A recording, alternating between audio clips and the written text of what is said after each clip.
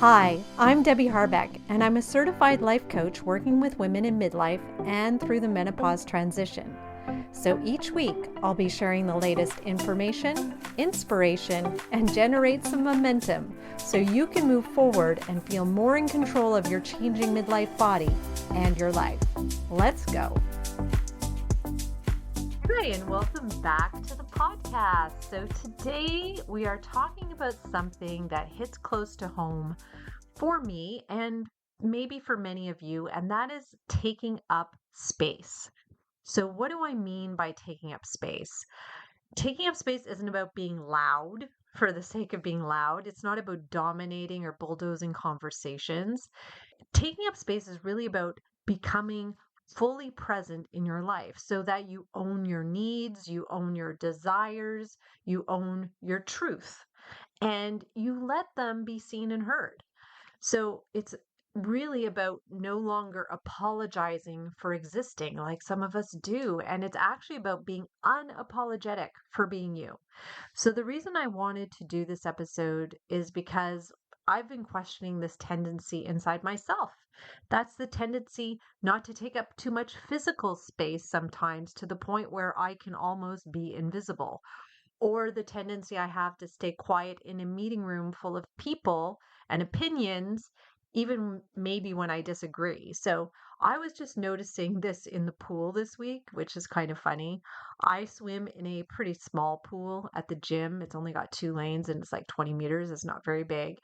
And because it's small, I stick to the wall. So I'm taking up as little space as possible. And I swim very smoothly, consciously in that way so that I'm not splashing because I don't want to disrupt any other swimmers or have them talking behind my back, right? Like that girl takes up the whole lane or she's all over the place, splashing and kicking.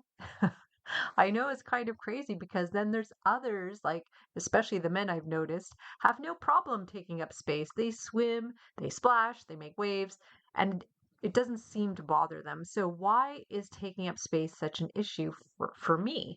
And I think it's because it's a very safe place for me to be. I feel like no one can criticize me there, right? But of course, that's not right because that's just what my brain is making me believe. The fact is, no matter how much or little space I take up, no matter how much I splash or don't splash, someone's going to criticize me and someone's not going to like me. And that's just the way it is. So that's just a story my brain is telling me. So when you and I don't take up space, what we do is we make ourselves small and we shrink who we are. And that could be physically, that could be emotionally, that could be verbally.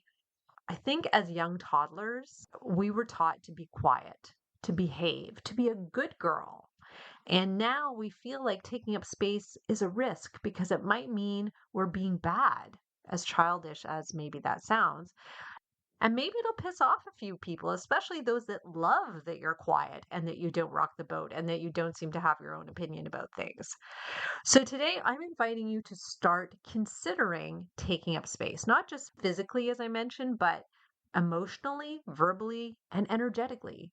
And before I get into it, I just want to share a really powerful quote that I've been reciting to myself. I've been, there's little snippets of it I use here and there, and I've been giving it to others over the years. It must be about 20 years or more. And it's really about taking up the space that's yours. The quote's from Marianne Williamson from her book, A Return to Love. And in it, okay, she uses the word God, but feel free to replace that word with spirit or universe or whatever greater power you choose. So she says, our deepest fear is not that we are inadequate. Our deepest fear is that we are powerful beyond measure. It is our light, not our darkness, that most frightens us. We ask ourselves, who am I to be brilliant, gorgeous, talented, fabulous? Actually, who are you not to be? You are a child of God. Your playing small does not serve the world. There's nothing enlightened about shrinking so that other people won't feel insecure around you. We are all meant to shine, as children do. We were born to make manifest the glory of God that's within us. It's not just in some of us, it's in everyone. And as we let our own light shine, we unconsciously give other people permission to do the same. As we are liberated from our own fear, our presence automatically liberates others. So that's an amazing quote. And I've been repeating, like I said, parts of it to myself, like your playing small does not serve the world. And as you let your own light shine, we unconsciously give others the permission to do the same. I mean, these are things I've been repeating over and over, and it's really helped me. And I know it's helped other people.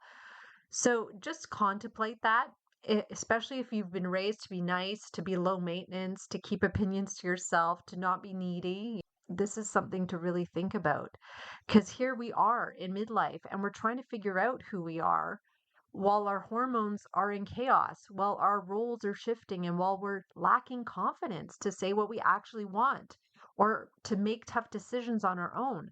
So now is the time to stop being quiet. Stop being that quiet good girl and start asking questions and making yourself heard when you need to so you can really become your powerful, badass self you were really meant to be. And the world does need your voice. It needs my voice. It needs all our voices. So, as I do, I like to give you some practical steps that you can take so that you can practice taking up more space in your own life starting today. So, the first one is to say what you want for dinner. So, yes, this is a very small thing, but this can become a very big thing, especially when you hear yourself saying, I don't care, or whatever you want when someone asks what you feel like eating. Or maybe you just end up preparing something that makes everyone else happy, even though you've been trying to eat more veggies and eat less processed foods. So start claiming what you really want, regardless of what everyone else wants or even thinks, especially if you're the one cooking. Start cooking for yourself. Start with just one meal this week where you purposely do it just for you. All right. So that's the first thing you can try. The second thing is to stop over explaining. So this is a big one for a lot of us. I do this too. We often feel the need to soften our no or justify our choices. So we say things like, oh, I can't make it because I'm just so busy and I feel bad and maybe we can reschedule. Does that sound familiar? So I'm inviting you to try something else instead. Say, thanks for the invite. I'm not available, but I really appreciate you thinking of me. Period. You just say that. There's no apology, there's no explanation. You don't need to feel guilty. Saying no can be very polite and you don't need a reason. It's amazing. So it's incredibly empowering. So just try it. The third one is to practice being seen literally. So if you tend to hide in photos or on Zoom calls or in group settings, challenge yourself to show up. Turn the camera on. Post a photo where you're not perfectly posed. Wear something that makes you feel visible instead of invisible. This isn't about being vain. It's about practicing being seen without shrinking or editing yourself to make you or others feel more comfortable. Remember what Marianne Williamson said? She said, there's nothing enlightened about shrinking so that other people won't feel insecure around you. We need to show ourselves so that others can actually do the same. The fourth thing you can try is to speak in a meeting or interrupt someone gently. So, if you're in a workplace or a group setting, just set a goal. Speak at least once. You can ask a question, you can share an idea, and if someone talks over you, pause and say, I'd like to finish my thought. You don't need to be rude, but you do deserve to be heard.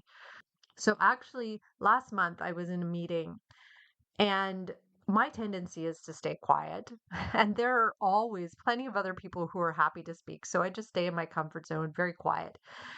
And then I was approached by the guy who's in charge, and he tells me to speak more often because he noticed that when I do speak, I had good observations and I had good ideas to share.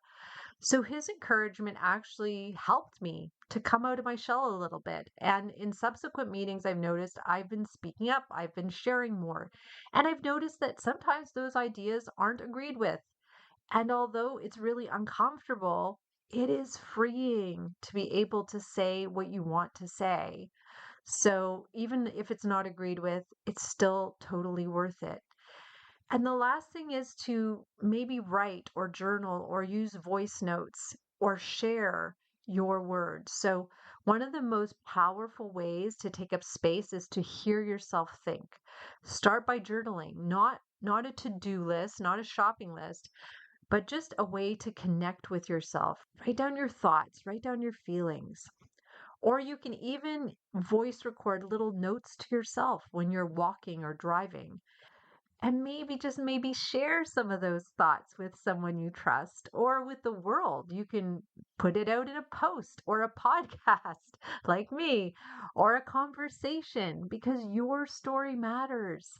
Taking up space is a practice. It's not in one big leap. I'm practicing it along with you.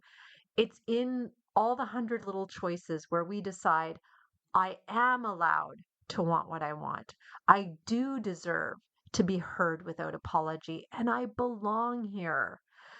Today, just pick one of these 5 things that I've shared and start small. As I always say, just small steps, but start now. You don't need anyone's permission but your own. And if no one's told you this lately, you are not too much, you are not too late, and your voice matters. And I'm so glad you're here. So, if this episode spoke to you, share it with a friend who's been staying quiet. And please join me next week for a brand new episode. And until next time, keep moving forward and bye for now. Thanks for listening to this episode of the Midlife Momentum Podcast. If you want to learn more about working with me, come visit me at debbieharbeckcoaching.com. That's Debbie, I-E, Harbeck with a C, coaching.com. See you next week.